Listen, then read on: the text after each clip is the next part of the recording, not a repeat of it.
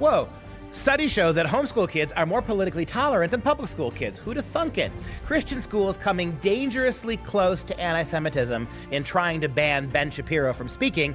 And why are we paying hundreds of thousands of dollars to figure out why lesbians overeat? Next on The Dr. Duke Show.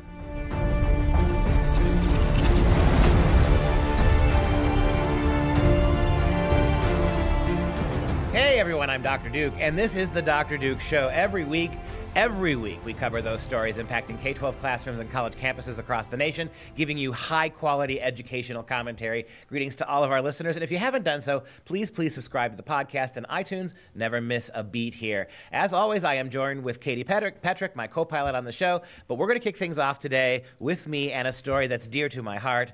Homeschool children are more tolerant than public school kids. This should be no surprise to anybody but big progressive educrats and deluded moms and dads who actually think that socializing your kids and teaching socialism and dragging social justice into kindergarten is going to actually make kids more tolerant. We know it's not. According to the journal, some research done on this, the Journal of School Choice says, quote, students with greater exposure to homeschooling tend to be more politically tolerant, a finding contrary to the claim of most political theorists, of course. And let me give you my quick reason why. When you send kids to public school, they're taught as a collective. They are collectivized. They're not allowed to be individuals. If they have individual opinions that deviate from progressive dogma, they get punished or they get pushed back a little bit. When kids are educated at home, they're educated by mom or dad, with maybe their brothers and sisters. And so they're treated as individual. Moms know that my oldest daughter and my youngest son can't necessarily be educated the same way. So moms who love their kids treat the kids as their God-created individuals that they are. And so why are we surprised that they grow up more tolerant? Because when you treat people as are taught in the name of Jesus Christ, for instance, to treat people as individuals, to have an individualistic education with a mom who knows and loves you, then why are we surprised that these kids are more tolerant than the public school social justice collective that is becoming more and more intolerant every year that goes by? And the easiest thing for public school kids or private school kids to do is when they're in the classroom is to hide. It's the easiest thing you can do, but if you're at home and mom is asking you a question, you can't turn to your neighbor and just think that they're going to answer for you. So it makes the kids be responsible for their own thoughts and have to actually work through things instead of looking to everyone around them and just going with the crowd. Yeah, and that's why, by the way, states like Iowa, Michigan, Oklahoma, Virginia lawmakers are all in the process of proposing greater restrictions on homeschool kids. It has nothing to do with the fact we know homeschool kids are going to read, do math, write better, generally speaking, than their public school counterparts. It wouldn't take much. But now you've got states, including some pretty red states like Oklahoma and Iowa, who are actually considering stopping that progress. And the reason they're doing it is not because they want the kids to read better. They're doing it because they want the homeschool kids to have the same social indoctrination that the public school kids are getting. Yeah, and we're going to see this more and more as we go along, because how dare we have anyone outside of our federal control, under our fist, that they're able to think for themselves. If we don't control them now, they may actually have critical thoughts on their own. And so we can't let that happen. I've said for a long time now that the biggest fear of the public, you're not going to do what you're doing to 60 million public school kids.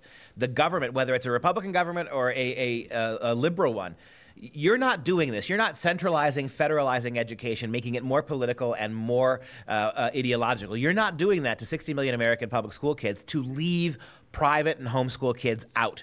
Inevitably, you're going to have to come for them. But, you know, I love this quote from Albert Cheng at the University of Arkansas's Department of Education Reform. Speaking about the progressive educrats who are giving kids lower education and more politics, he says, quote, members of the very group for which public school is believed to be most essential for inculcating political tolerance actually exhibit at least as much or more tolerance when they are exposed to homeschooling. Let me parse that for you. At whatever success, moderated success public schools have in making kids tolerant, whenever those kids are exposed to more homeschooling environments, they become dramatically more tolerant and politically understanding. So let's do some Common Core math here. So when we have less public schooling, we get what for tolerance? Less public schooling equals more tolerance. Wow. There we go. All right. Well, let's move on to the Covington kids, because we've talked about this in the past year, but we have a bishop who is now scolding those Covington boys for daring to wear the MAGA hat. Bishop John Stowe of the Diocese of Lexington criticized Covington Catholic High School boys for simply wearing those red hats that say, "Make America Great Again." And he says he was ashamed of their actions. Now, we all know this happened after the boys, the Covington, Kentucky boys, were at the March for Life, and then they were visiting the Lincoln Memorial. And basically the group of boys were surrounded by some other groups of people, and an American Indian, Nathan Phillips, came up to one of the boys, Nick Sandman, and was beating a drum, and the whole thing just blew up. And immediately we had many different bishops and priests come out basically scolding these boys, and now they're taking it one step further by scolding them for simply wearing those hats. There was an op-ed that was actually published in the Lexington Herald-Leader from Bishop John Stowe, and he said, "It astonishes me that any students participating in a pro-life activity on behalf of their school and their Catholic faith could be wearing apparel sporting the slogans of a president who denigrates the lives of immigrants, refugees, and people from countries that he describes with indecent words and haphazardly endangers with life-threatening policies." This bishop is a disgrace to the Catholic Church, and I'm getting tired of saying this. The entire hierarchy of the Catholic Church is increasingly a disgrace. You have a pastoral duty, Bishop Stowe, to look after the Christian boys in your school. Your moms and dads, Roman Catholic moms and dads, are paying you to give their kids a Christian education. These kids went to a pro-life rally, and they were harassed by black Hebrews, right? The black Israelites. They were shouted profane statements. You have nothing to say about that, Bishop. You go after their hat, and you accuse these kids of being political. I got news for you, Bishop. You send Christian kids to a pro-life rally, it's political. And rather than defend them, rather than stand by your kids, you attack them. This just blows me away. You know what this is?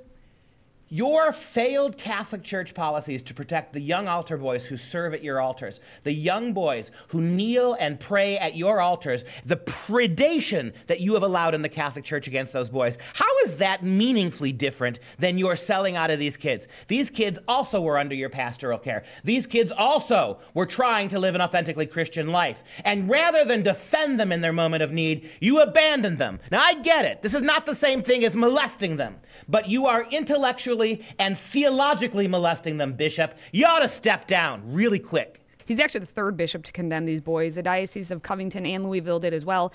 And other responses include from Father James Martin, who's the editor-at-large for the Jesuit magazine America, and he's appointee of the current pope.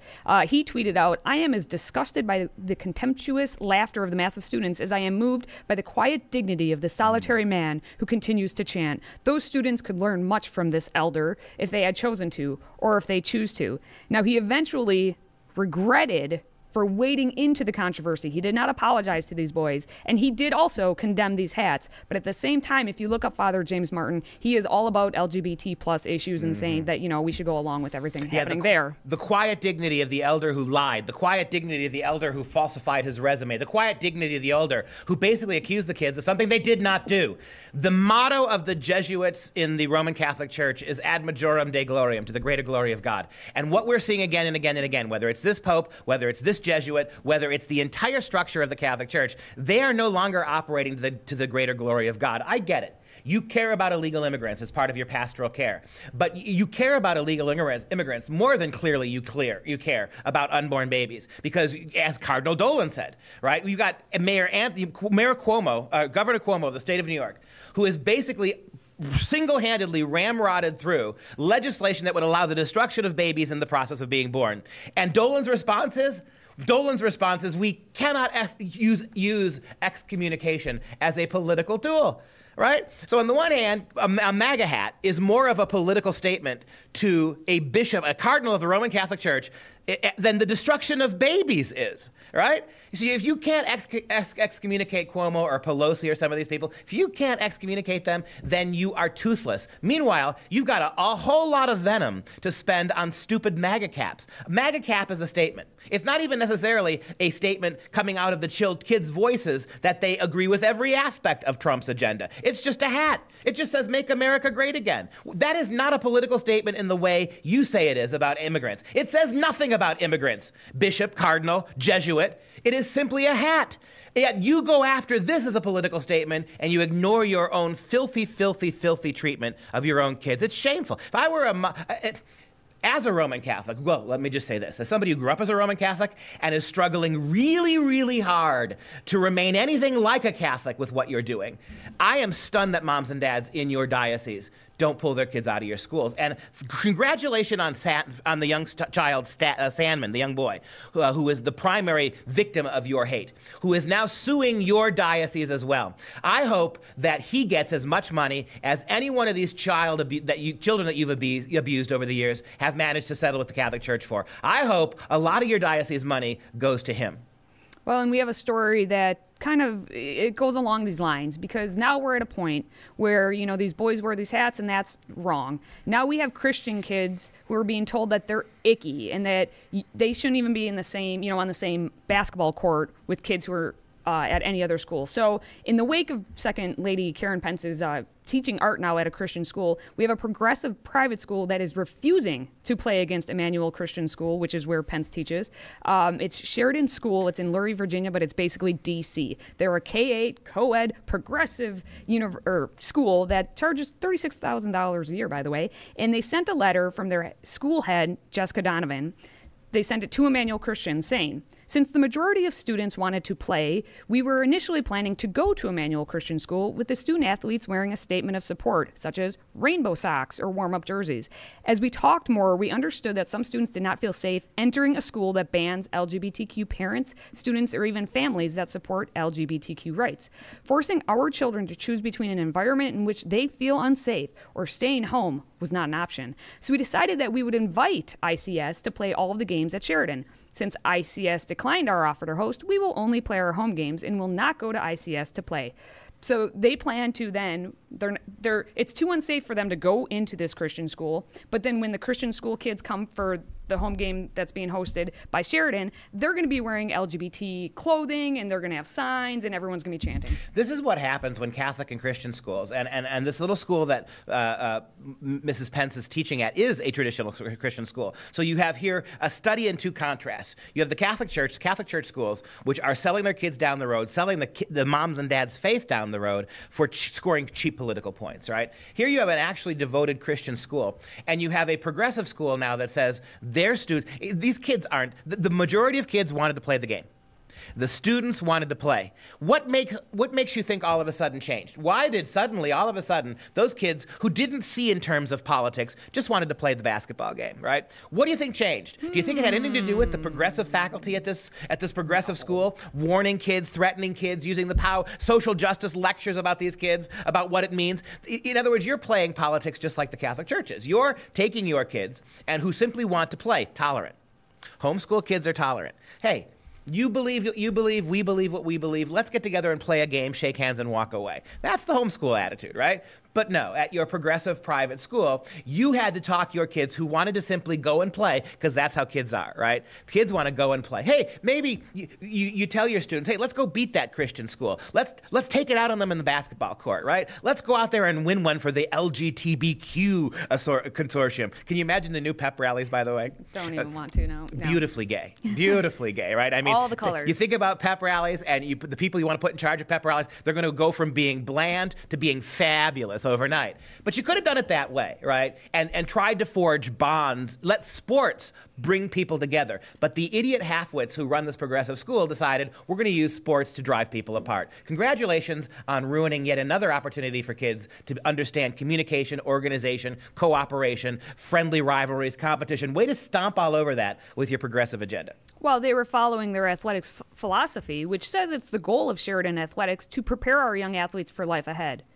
Oh, wait, maybe they didn't do that. Yeah, in life ahead, are they going to have to deal with people who don't always agree with them? Well, they're saying that the program allows students to further explore their sports of interest while teaching them life lessons. So that's a life lesson. So the life lesson is walk away from anybody who has a different worldview and try to stigmatize them. Well, the structure of their program is to promote independence, resiliency, teamwork, sportsmanship, accountability, and most important, fun. See, that's where they got it, is their fun. And it was fun not to play. It was fun not to have to miss the game, right? And not to have to be able to play them that way. It's fun, real fun. A lot of fun. You sign up to, when I signed up for sports as a high school kid, I found the not playing better than the playing. I found not going to a game for a political reason much more exciting as an athlete than I did, actually competing athletically. Absolutely.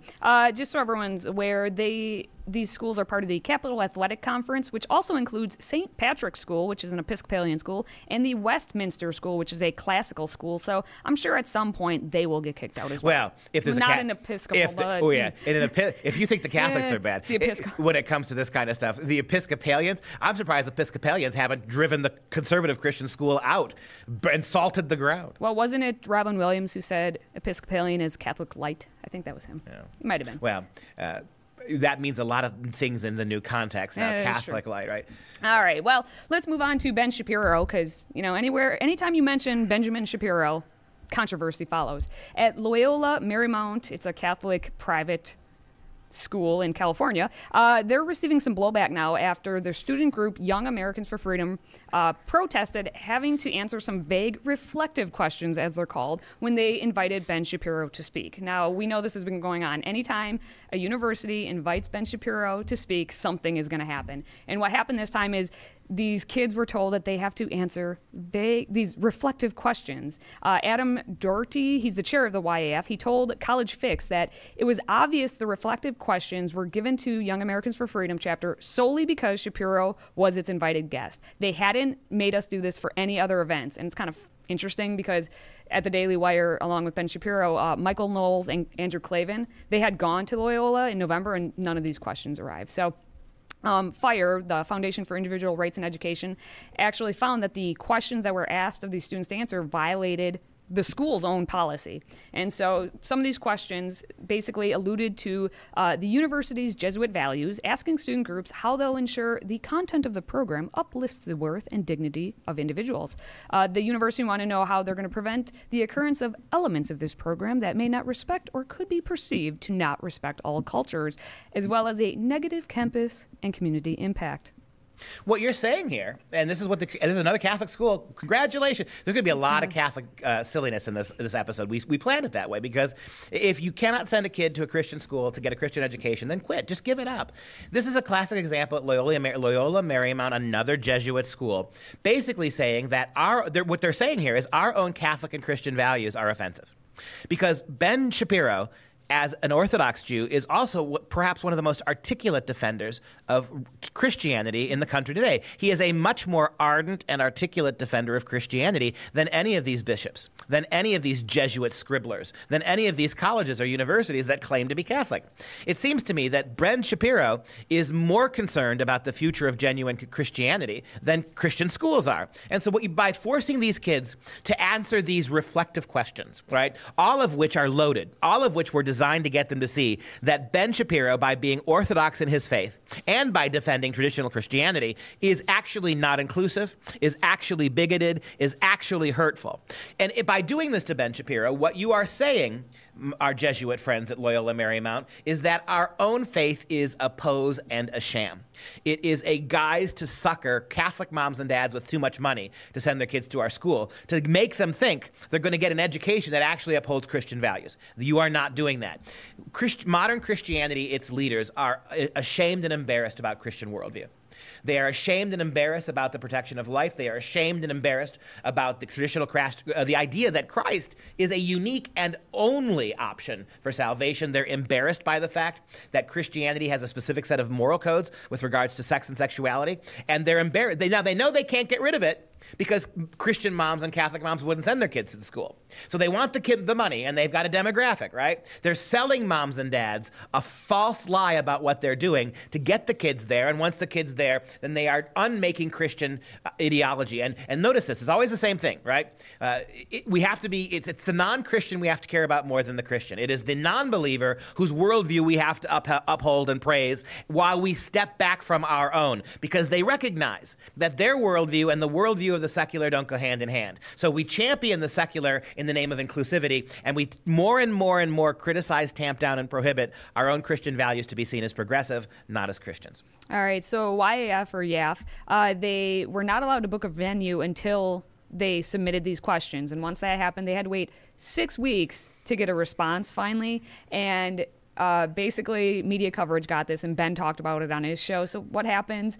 oh, well, we're going to rescind these reflective questions, and now Ben's going to get to speak on April 3rd. So we'll see what happens. And again, after trying to humiliate these kids, after taking every legal and questionably legal step to try to prevent Ben Shapiro, ultimately, when the nation, people like Fire got involved, it turned out that you can't.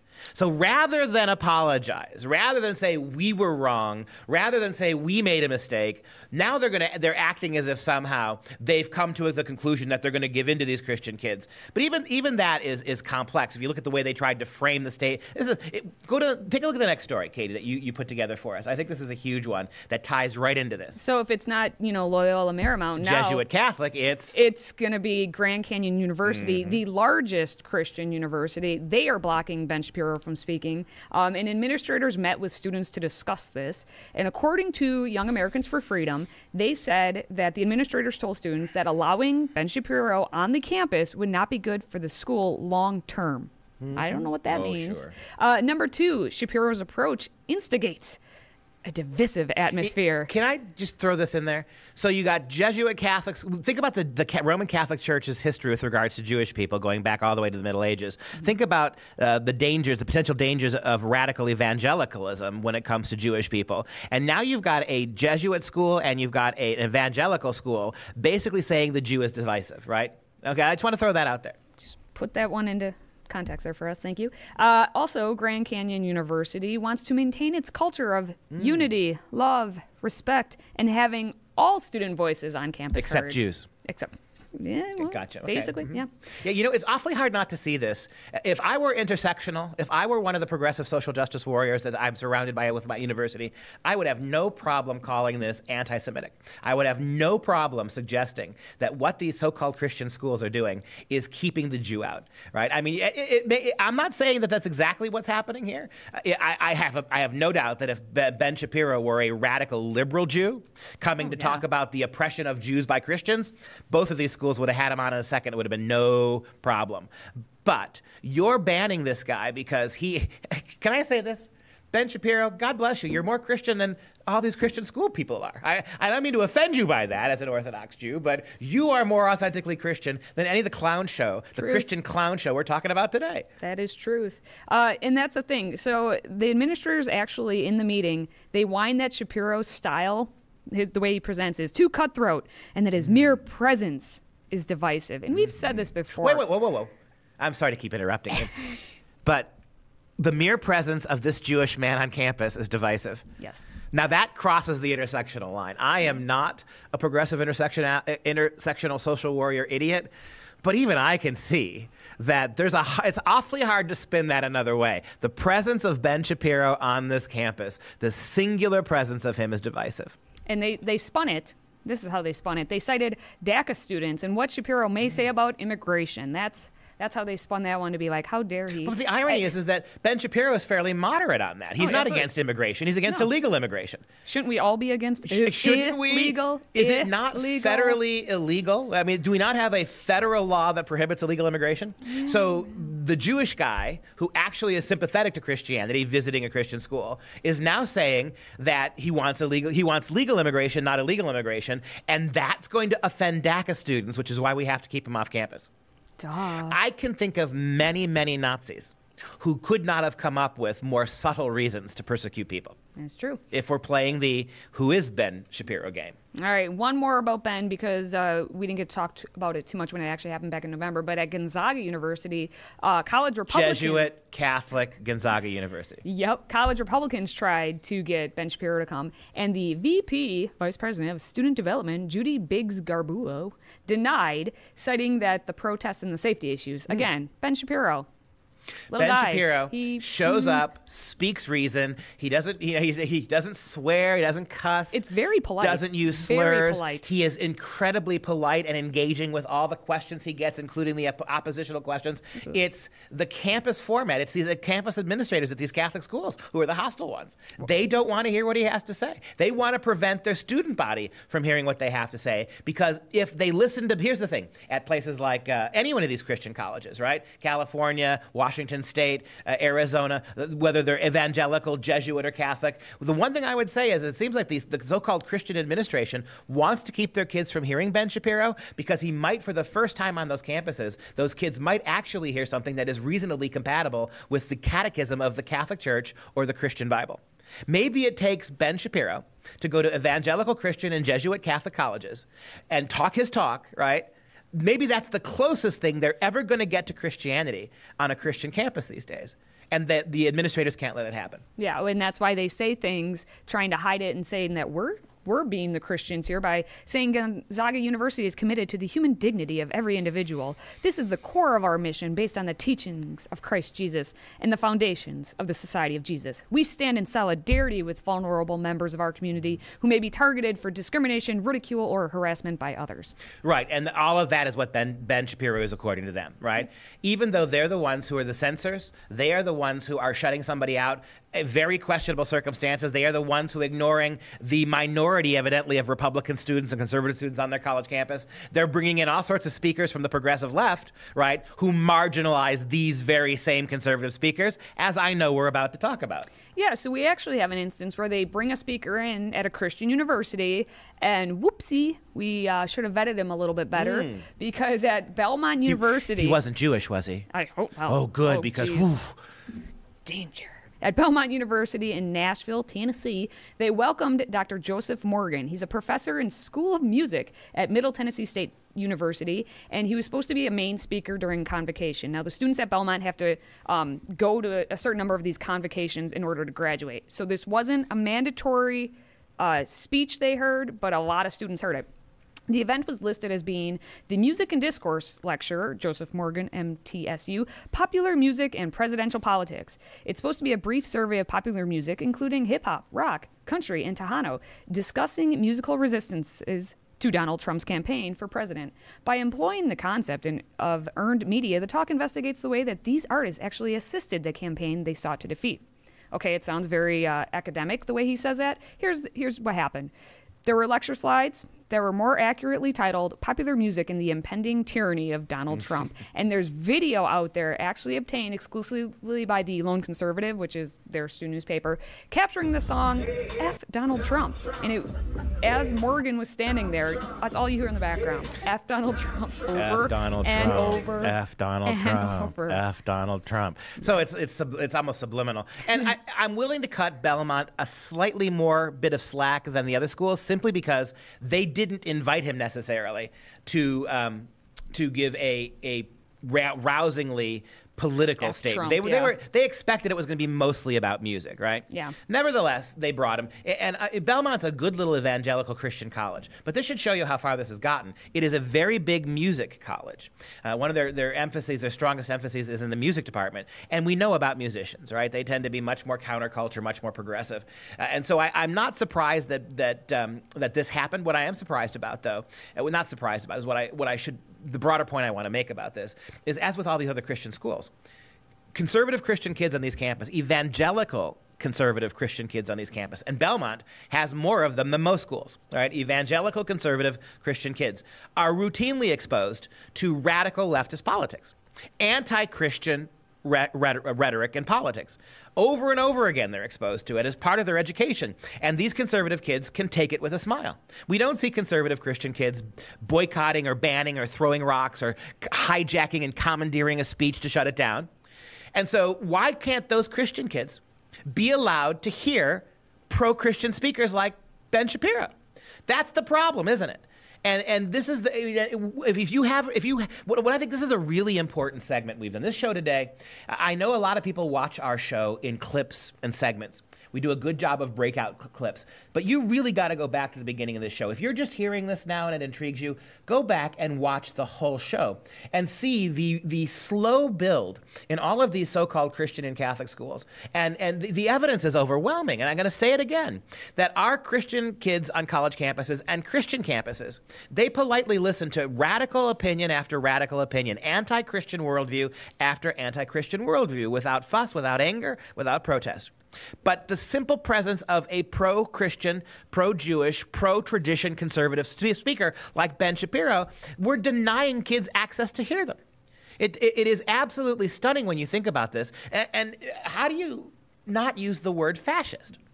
When we promote one worldview and utterly restrict the other one, but this isn't a public school.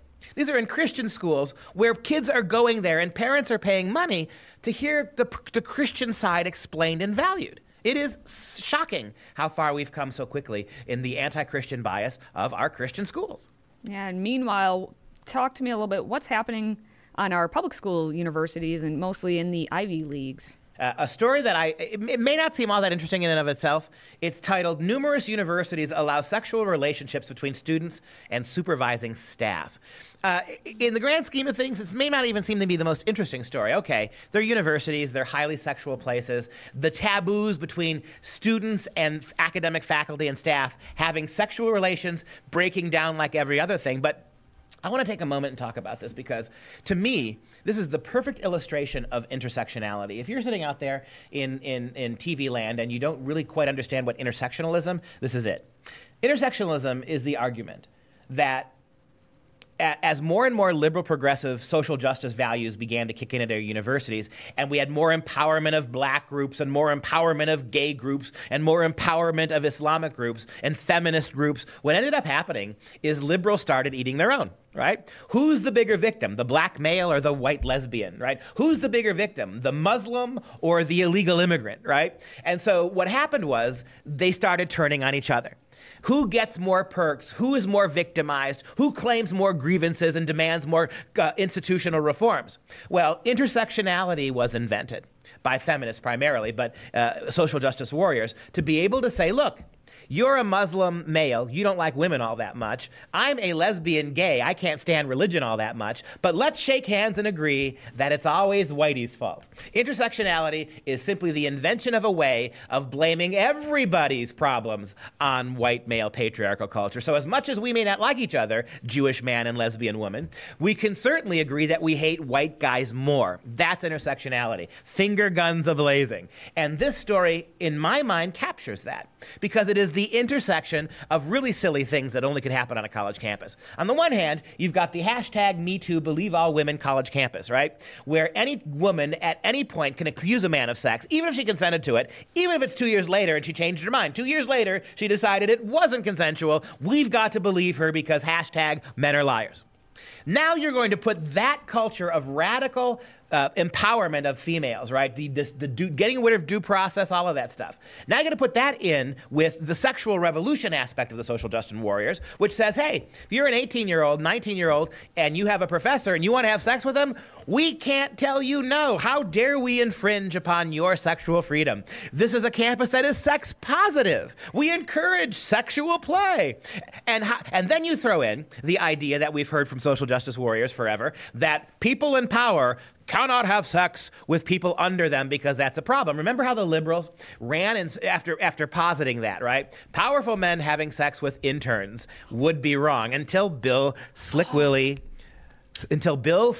Clinton got Willie really slick, right? And decided to play that game. Little Willie Suddenly then, right, all the social justice warriors, that's why intersectionality was invented. How do you excuse Bill Clinton for what he did, and yet still go after powerful white Republicans who have sex with their interns? You do it by intersectionality. So my interest in this story is simply to point out a little illustrative fairy tale, a little fable, a little moral Aesop's fable for you without animals. Well, some of them are animals.